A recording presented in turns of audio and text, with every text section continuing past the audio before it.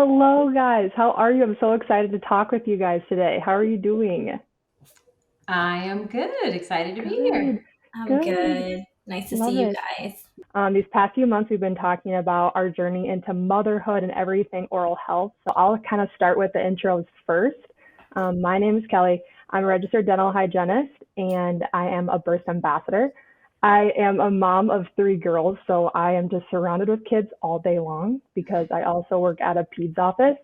I wake up, I'm with my kids. I go to work, I'm with kids, and then when I come home, I'm with kids again. So, and then I'll leave the baton off to Martelle. Tell us a little bit about yourself.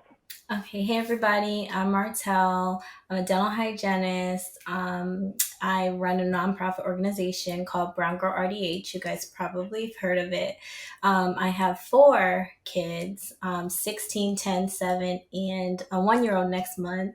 And I'm just excited to be here and share my story with you guys and answer any questions. Beautiful. And then Dr. Nicole. Yeah, so I'm Dr. Nicole Rankins. I'm a practicing OBGYN. I've been in practice for, I cannot believe, 20 years. um, and I also host a popular podcast called All About Pregnancy and Birth. And I too am a mother to two girls, two teenagers who are 13 and 15 and very teenagery. Oh, I'm kind of looking towards that stage just because mine are, I can't really say three and under anymore because my oldest is now four, but they're all very close. And then I always hear moms talk about those teenage years and I'm just looking forward to it. But yet I know people are always sad when that baby stage is over, but wow. Be careful Yeah, what you ask for. exactly. Yes. And then, Exactly. yep, exactly. And then I'm going to kind of ask you guys a little bit about your personal journey with motherhood too, since you guys are moms. We're specifically talking about oral health in the third trimester. Martelle, was there any challenges during your pregnancy in that third trimester? Any challenges like diet, nausea, oral health? Yeah. So during my older kids, I had them when I was 18 in my 20s. My latest baby, Andrew, I had him when I was 36. So I had everything that could go wrong went wrong. So Andrew was 9.5 pounds. All the other babies were 7 pounds. And I'm a little person.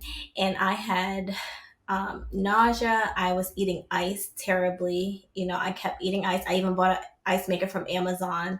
I was highly anemic. I had to go and get iron infusions in the third trimester.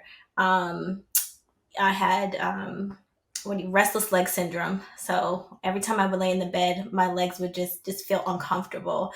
So it was a lot of like laying on the floor, trying to get comfortable in that third trimester. Plus, he was a bigger baby. He was 9.5 pounds. So it's like, okay, do you have gestational diabetes? I didn't. I just had a big baby. And so oral health wise, I would say eating the ice, chewing on ice constantly, getting ice in the middle of the night. I mean, right now I can't put a piece of ice in my mouth because my teeth are super sensitive. But when I was pregnant, like I was eating ice like it was 3 meals a day for sure, for sure. Wow. Yeah, I kind of will go off of your gestational diabetes. I did have gestational diabetes with two of my pregnancies, and I really had to watch my oral health and my gum health for sure, just because they were so sensitive. Luckily, I didn't have to do insulin. I was just regulating it with my diet, which was a huge blessing in itself because I just know sometimes if you can't regulate it with diet, it's a little bit harder. And Dr. Nicole, you probably can elaborate on that too. Did you have any challenges at all during your pregnancies? Yeah, I had with my second definitely nausea, and it would be random foods that would trigger it. Not a lot of vomiting, thankfully, but nausea. Like I used to eat Cheerios for breakfast, but during pregnancy, I would eat Cheerios and immediately throw them all up, like immediately. And I could, it's like one of those weird things. So, and for both, I already have sensitive teeth and gums to start with, and it definitely was a bit more sensitive during pregnancy. Yeah, I just feel like everything is always so heightened too when you're pregnant with your Mhm. hormones and everything. So Mhm. it's crazy Yeah. how it's all connected. And then, Martel, can you kind of talk to us more about on that oral health side of how does pregnancy affect oral health? Yeah, so a lot of times, like you just said, a lot of the oral manifestations that we see are heightened. So, pregnancy induced gingivitis, like your body is more sensitive to bacteria when you're pregnant. So, a lot of pregnant patients come in and their gums are bleeding. It's called pregnancy gingivitis. Or they have these little swellings on their gums and they're called granulomas. And a lot of people get scared when they see those. And it's literally your body has a baby growing inside, and all of those nutrients and everything is going to that baby. And it's taken away from mommy. So a lot of patients and a lot of people think, oh, I got pregnant, I had a baby, it weakened my teeth. Didn't necessarily weaken your teeth. It's just like everything that you had going on, it's gonna get worse because now all of your body's defense mechanisms is going to that growing baby, which it needs it. So patients come in and they say, oh, my baby took all my calcium. Not necessarily true, but I kind of get where they get that idea from when it comes to that. So a lot of bleeding gums, a lot of oral manifestations that we see, a lot of calculus buildup, more cavities because maybe they are throwing up, maybe they do have some type of GERD, and if they have any weak areas, then they're more susceptible to getting tooth decay. So I can understand why people would really think that.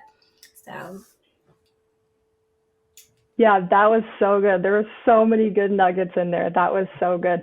And I think to kind of go off of that pyogenic granuloma that I feel like a lot of people have, a lot of women do develop. It's scary because in dental terms, it's a benign tumor on that gum. And I think lots of people look at that and they're like, oh my word, what is happening? But it's just amazing what the body does with all of those pregnancy hormones. And then, Martelle, you hit it perfectly with pregnancy affecting the oral health with the woman. But Dr. Nicole, what kind of risk factors are there for the baby in utero and that kind of stuff with the oral health of the mother? Yeah, so there are a lot of studies that show that when you have poor oral hygiene, it increases your risk of preterm birth and it increases your risk of your baby being small and not growing as well. And people are always like, what the heck? What does your oral health have to do with how your baby grows or whether or not you go into labor early? And we believe the connection is from, we know we all have tons of bacteria in our mouth, some good, some bad, and if you're not taking good care of your teeth, then the bad bacteria can overgrow and can cause inflammation.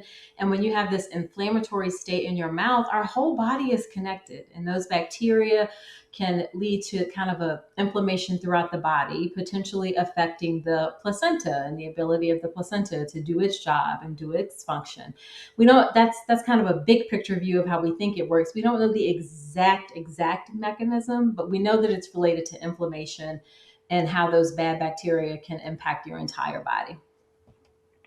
Yeah, beautifully said. Wow, that was so good. Yeah, just how everything is so connected and all those low weight, birth weight, premature births is it's just incredible the studies that they have now out today. So that's incredible. Thank you for talking about that. And then let's kind of go into access of dental care.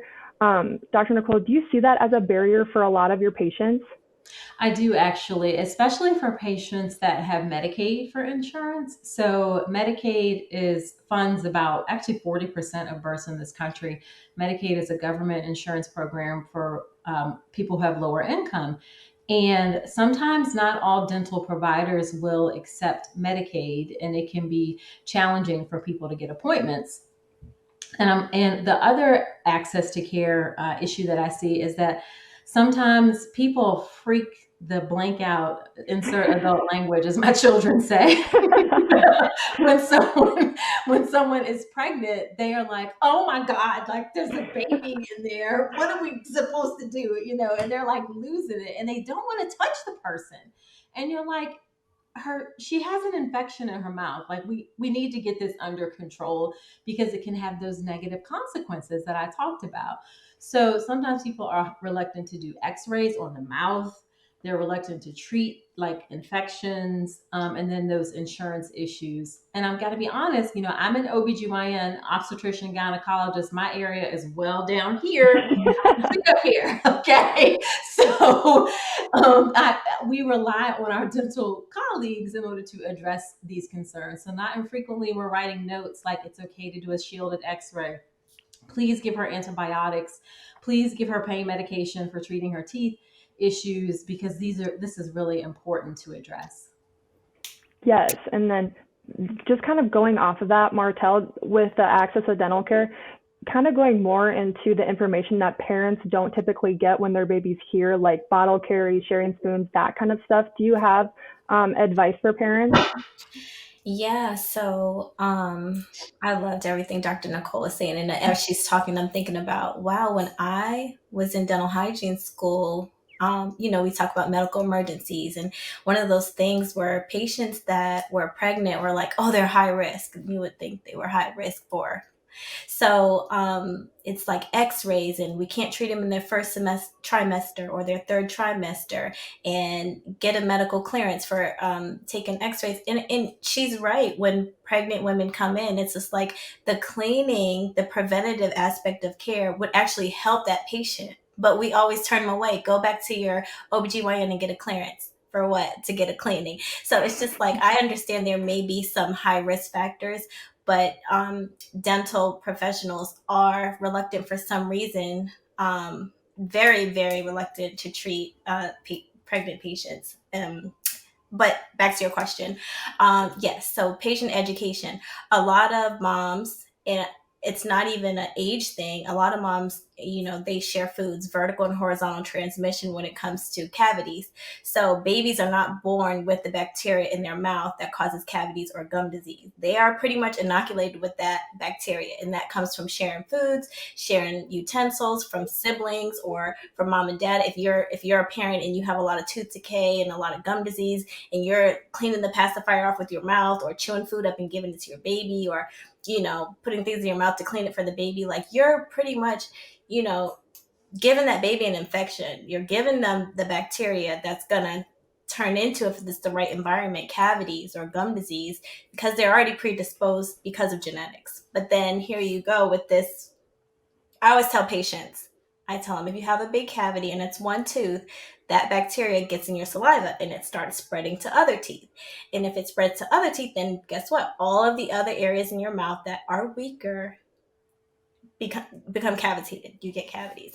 And it's the same thing with the little child. So if a small child gets that big bacteria, the big amount of bacteria that's in a parent's mouth, and they're inoculated with it because the saliva, then that baby's at higher risk to get rampant tooth decay or whatever it may be. All they need is sugar and, the plaque in their mouth, and then we're having dental infections and we're having more issues with access to care and education. So I see it when patients are sharing foods or chewing up foods. And sometimes it's a cultural thing as well, where I didn't go to the dentist until I was 19. I had a baby before that. So whatever I did, poor child, my daughter's just 16 now. She doesn't have any cavities. But I don't have any cavities. but if I didn't know, and if I was someone who had a lot of tooth decay, I can just imagine, I remember popping a pacifier in my mouth. I remember growing up sharing toothbrushes, we grew up poor. I remember all of that. So I can just imagine that horizontal and that vertical transmission of bacteria when it comes to dental decay. And one thing for sure, everyone might not go to the dentist, but a lot of people are having babies. So, that's just human nature to, repopulate and have babies. So, that's what I see a lot of. Yes, and those were great tips and everything too. And kind of going off of that, so I work at a peds office, and so I personally see bottle carries probably every other day. It's very common, and I think when parents come in, the first thing they feel is they feel ashamed. They're like, I had no idea. I was just comforting my baby. I gave him a bottle at bedtime so they sleep better. That's great. Parents want their kids to sleep well for not only the baby, but for themselves. But just having that education and that awareness right away and talking about it, just because it is so common, and letting them know when parents do come in, try and educate them right away. Don't let your kiddo go to bed with a bottle. Milk does have lots of great components to it, but it's very high in sugar.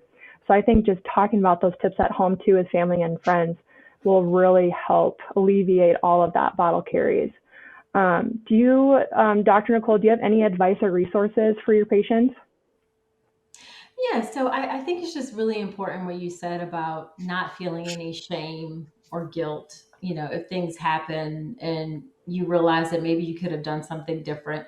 We all, when we know better, we do better. So don't feel bad if you were avoiding the dentist because you actually thought you weren't supposed to go while you were pregnant and you end up with some problem going on. Just do the best you can with the information that you have. So I want to say 1000% in terms of oral health and pregnancy, the same things go. Brush your teeth twice a day, floss every day. You can use like the water flosser. Burst has that lovely water flosser, and they're so pretty. Y'all's colors are like fabulous. They're so wonderful. So you can use that, use the floss, use an electric toothbrush. So all of the same oral habits that you do outside of pregnancy are actually extra important during pregnancy to keep that oral health in place. So those are my biggest resources and tips. Thank you for that too. And then do you have any resources, Martelle, as well to add to that, or any pro tips at home? Pro tips at home, I would say healthy meal starts with the entire household. So get dad involved, get big daddy involved, whatever, get the other kids involved, and like just preventative care, making sure everyone's teeth are healthy, because all it says, it starts with the parents. Like when patients come in, we always hear, well, I didn't know, or my mom never forced me to brush my teeth, or it's always something. So I think if we educate ourselves and it starts in the household, then it'll trickle down to the little ones. Yes, oh, that's so good. And then I would probably say one of my pro tips, especially in that third trimester, I also really struggled with acid reflux. And I had so many patients say, I'm brushing my teeth so much because I have nausea in the morning or I have acid reflux all day long.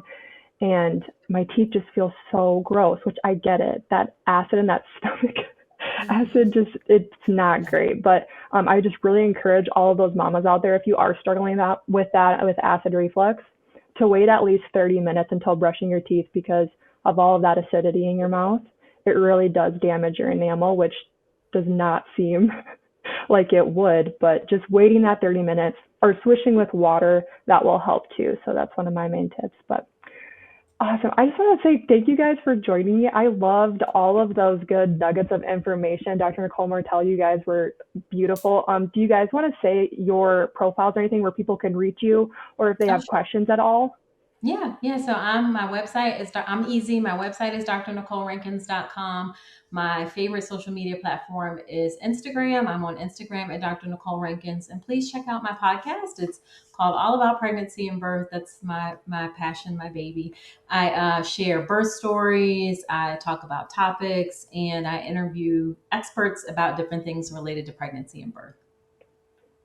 Awesome. You guys can find me at BrownGirl RDH on Facebook, on Instagram. We do have a Facebook group. Any resources, you can send us a message on Instagram or email us, which is just browngirldh.org. And there's YouTube videos.